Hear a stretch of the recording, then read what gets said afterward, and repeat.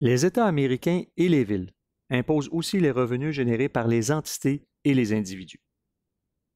Afin qu'un État ait le droit d'imposer le revenu d'un contribuable, ce contribuable doit avoir un lien minimal avec l'État. Ce lien minimal est appelé un nexus. Un nexus est généralement constitué de l'une ou l'autre des options suivantes. Le contribuable doit détenir des biens dans l'État, ou le contribuable doit rendre des services dans l'État, ou le contribuable doit être autorisé à faire affaire dans l'État.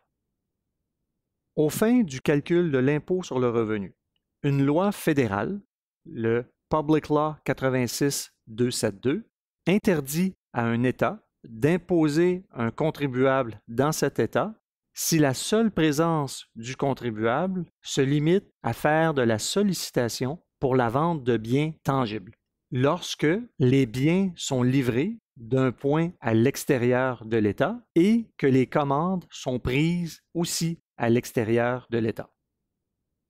Une cause de jurisprudence très importante à cet égard est la cause Wrigley.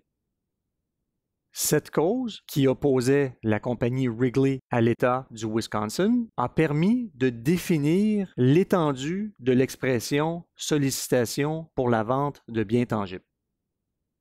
En gros, la Cour a déterminé que la sollicitation se limite aux activités qui permettent à une entreprise de créer une demande pour son produit et d'inclure dans cette activité la détention de biens qui est utilisé à créer cette demande.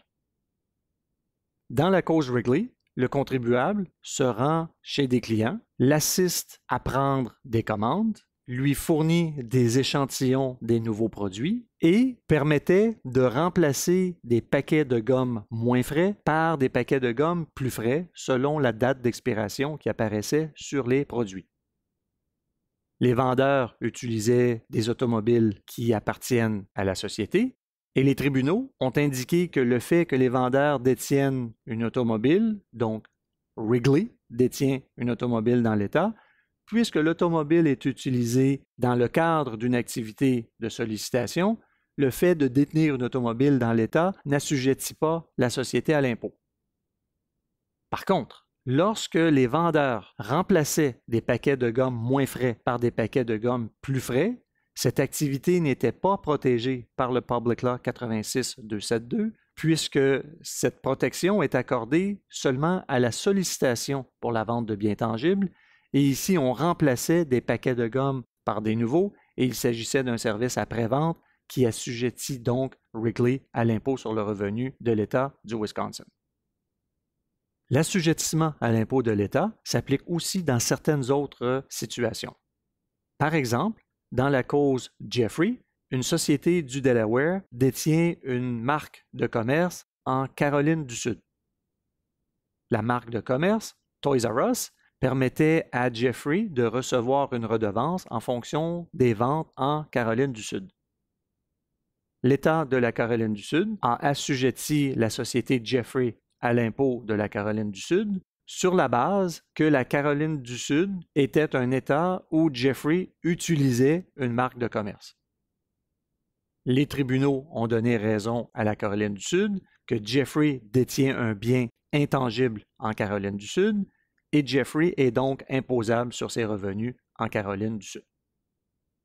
Depuis, plusieurs États ont adopté des règles à l'effet que d'avoir des ventes qui excèdent un montant prédéfini, par exemple 500 000 $ en Californie, fait en sorte que cette société est assujettie à l'impôt sur le revenu de cet État, donc en Californie, lorsque les ventes excèdent 500 000 $.